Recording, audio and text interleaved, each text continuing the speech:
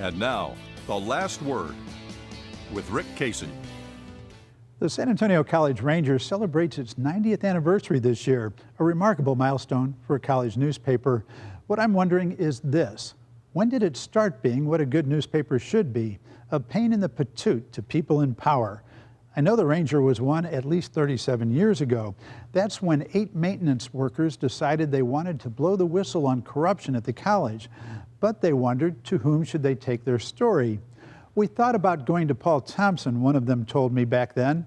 He was referring to the late, tough-talking front-page columnist for the late afternoon San Antonio News. But we figured no one would believe him. Well, it was a good decision, but not for that reason. Readers would have believed Thompson. But as an item columnist who had to fill his space 6 days a week, he wouldn't have had the time to check out what the men were telling him. So on the advice of an honest mid-level college official, they went to the student-run Ranger. Under the guidance of a fearless journalism department chairman and an excellent faculty, 2 student journalists, Trent Everett and Richard Smith, spent 6 weeks working on the story while also going to classes.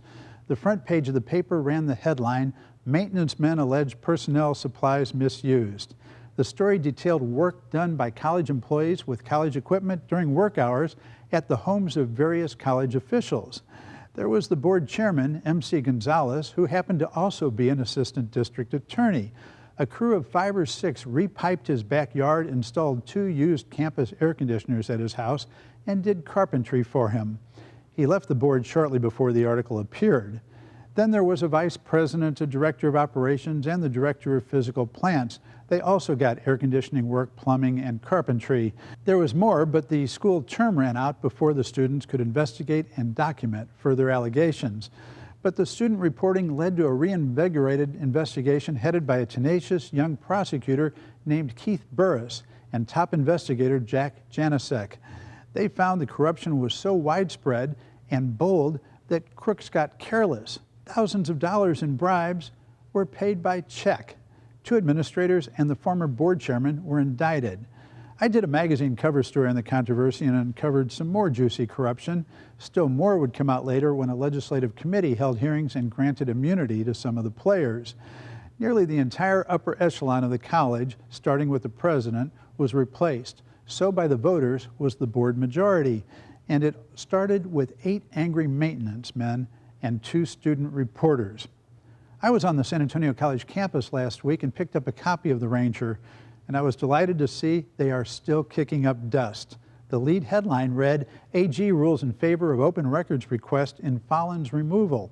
The story was about Dr. Craig Follins, who was fired from his job as president of the new Northeast Lakeview College last October, with just 2 months left on his contract. Yet Follins was given a newly created job in the central office for the same $205,000 he made as president. The Ranger wanted to know why Follins was fired and yet kept on. After all, that's a lot of taxpayer and tuition money.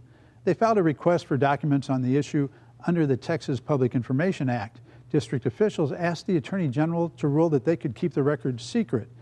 Now that the Attorney General has ruled in favor of the student newspaper and a similar request from the Express News, the district administration is considering filing a lawsuit to keep us from judging their stewardship. They'll pay the legal fees with your money, not theirs. Meanwhile, I'm betting on the kids. And that's it for Texas Week. See you next time.